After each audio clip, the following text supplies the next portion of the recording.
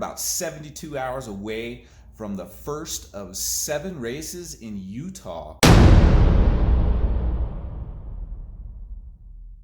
What's up, guys? Welcome back to the channel, and I'm really excited because we're about 72 hours away from the first of 7 races in Utah to finish off the Supercross series. So I'm in the garage, as you can see. We're doing a little bit of prep work on the smoker. Gonna hit the track this weekend, so stay tuned. This upcoming week on both my YouTube channel and on my Instagram will be some motocross footage, so we'll see. Weather permitting, of course, as always, because I'm a fair weather rider at this point. Okay, so really weird. They're gonna race twice a week, Sunday and Wednesdays, which kind of begs the question. Usually they race Saturday nights once a week, and the track is always different, like a different configuration. They have a lot of the same kinds of obstacles, but the way they put them together are always different every night, or every Saturday night. So I don't think they're gonna have time from Sunday's race to Wednesday's race to completely reconfigure the track. I could be mistaken, but I think at most they could maybe change one part of the track. I don't think they'll have time to just make a whole new track. So that's gonna be kind of interesting, because guys who maybe couldn't get the track dialed on Sunday will have a second chance to get it dialed on Wednesday, assuming they don't make changes from Sunday to Wednesday. I think it's going to be difficult for them to do that. I think they will have time to make changes to the track from Wednesday to Sunday. They'll have Thursday, Friday, and Saturday to make changes to the track. I think that is probably doable. So maybe we'll see new track configurations every Sunday race, but the Wednesday race will be the same track configuration. So interesting to see how that works. And then racing twice a week, man, it's gonna be a physical challenge. No fans in the stadium. That's gonna be super weird for those dudes. I'm sure it will be, because they feed off the fans. Even with all the noise of the motorcycles, when the fans get excited and they start standing up and screaming, I guarantee you those riders can hear that and they feed off of it. The other thing that is interesting is they're getting tested for coronavirus every time they come to the stadium. So a lot of guys will probably come on a Friday or Saturday and stay in their rigs at the track until the race is done. Not sure what they're going to do between Sunday and Wednesday. It's going to be interesting, but they're getting tested every time they come into the stadium. All right, guys, looking at the points standings, Eli Tomac, Ken Roczen are just 3 points apart with 7 races to go. So it's going to be a battle between those two guys, most likely through the rest of these 7 races. However, Webb is super consistent. He's going to be absolutely pumped on the break, and going into these last 7 races, I think that he's going to be super consistent. He will probably win 1 or 2 of these last 7 races, and when he's not winning, he's going to be on the box or right around the top 5.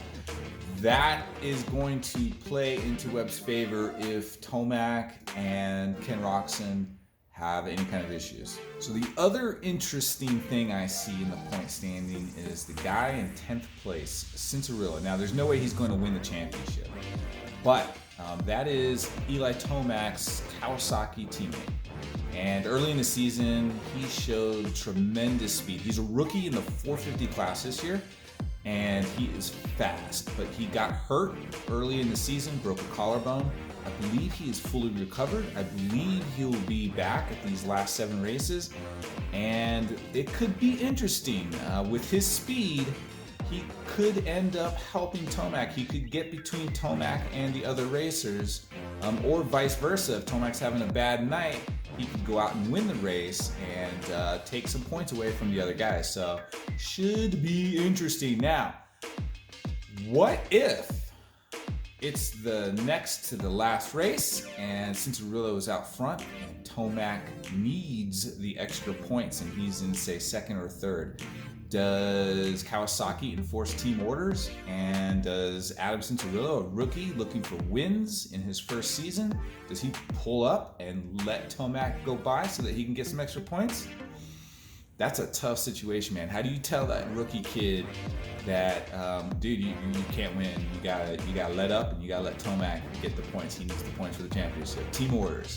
So with that scenario in mind, let's go back to 2017, okay? It's the next to the last round, and Eli Tomac has the points lead. He gets a decent start, gets out front. He's leading the race with the points lead, going into one more round of racing, and he can become champion. Well, wasn't in the cards. Tomac ends up basically imploding and choking in the worst way. He has, I think, 2 or 3 crashes and 1 off-track excursion. It was just a horrible night. He went from 1st to 13th. Meanwhile, Ryan Dungey, who was the defending champion from 2016, is in 2nd place. He's 2nd in points behind Tomac, and his teammate, Marvin Musquin, is out front. Now, team orders is not a new thing. It happens a lot in all kinds of motorsport racing, but to be honest, it has been, for the most part, frowned upon in supercross and motocross for whatever reason. Now, KTM denied there were any team orders between Musquin and Ryan Dungey. But on the final lap, Musquin I think this was like one of the worst acting jobs I've seen.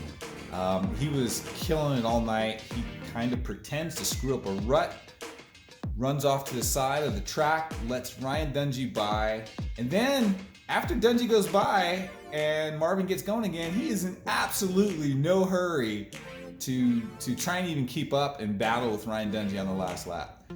Now, this could be, all speculation, but here's the hard evidence. Here's a picture of Marvin Musquin's pit board. So basically what happens, for you guys that aren't familiar with the pit boards, every lap there's a section of track where all the mechanics for all the riders have an opportunity to throw out a pit board with some kind of message on it, like your position or your lap time. Unlike other motorsports where there's wireless communication and headsets between crew members and drivers, most notably probably like NASCAR, they can actually talk to the driver. In supercross and motocross, you can't do that.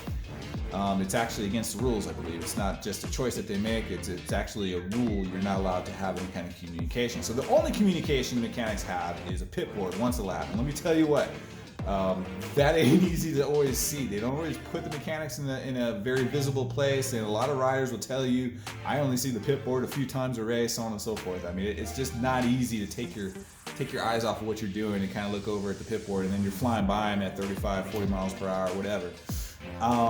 So here's a picture of the pit board from Marvin Musquin with 1 lap to go. You can see that it says 1 lap, Ryan.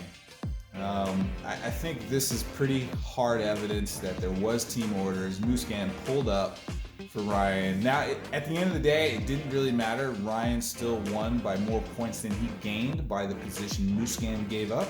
So it didn't matter at the end of the day, but man, was there some controversy. Now, considering Adam Cianciarulo is coming back, considering he's fast, I can see the same scenario happening. Last but not least, I'm pretty excited about this bit of news too. Harley Davidson is venturing out into the adventure bike market and also the street fighter bike market. So the Harley Davidson Bronx is their street fighter, and then I think they're calling it the adventure bike Pan America.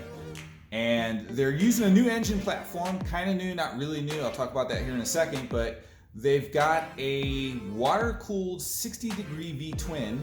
It's going to initially come in 2 different sizes, 975 cc's and I think an 1150 cc version. I'll put some text up on the screen for horsepower, torque numbers, things of that nature. Now here's where I think maybe they're going the wrong direction.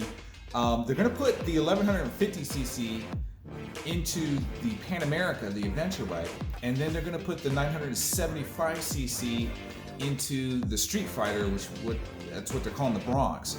Now, their original plan was to release these to manufacturing in 2020, which is now, but I think COVID and the coronavirus has kind of put a damper on things. So right now, I believe they are scheduled to be released in 2021. But it just seems to me that it's kind of backwards. They're putting the bigger, more powerful one in the adventure bike and the smaller, less powerful one in their Street Fighter. And now, back to the 60-degree V-twin. Anybody remember the V-Rod? The V-Rod also used a water-cooled 60-degree V-twin. But let's go back even farther to the mid-90s. There was a bike called the VR1000. This was a homologated superbike that Harley Davidson raced in the AMA Superbike Series here in the United States. I don't think they raced it anywhere else. But the AMA Superbike Series is a homologated series, kind of like World Superbike, where both of those series differ from MotoGP. MotoGP are one-off race bikes. The teams, the manufacturers only produce enough bikes for the race season, whereas World Superbike and AMA Superbike are based off of production motorcycles, and the rules state that you have to produce and release to sell, X number of motorcycles. So the VR1000 was an actual homologated superbike here in the United States. Harley Davidson race, and that was the platform they used to develop the engine that eventually made its way into the V-Rod.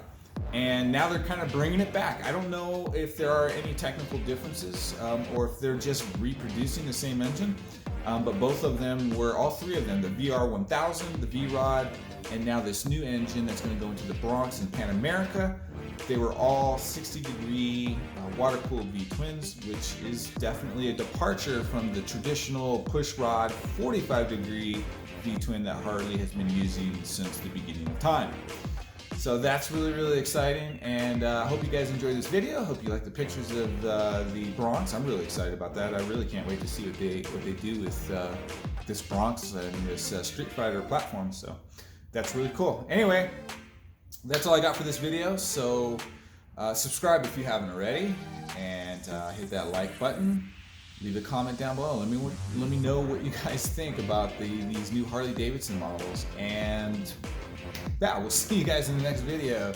Don't forget, this coming week we're gonna have some motocross footage. I'm gonna try out some different camera angles. I got a couple different ideas. My drone is out of commission right now. I burned out one of the motors. I gotta get a replacement motor.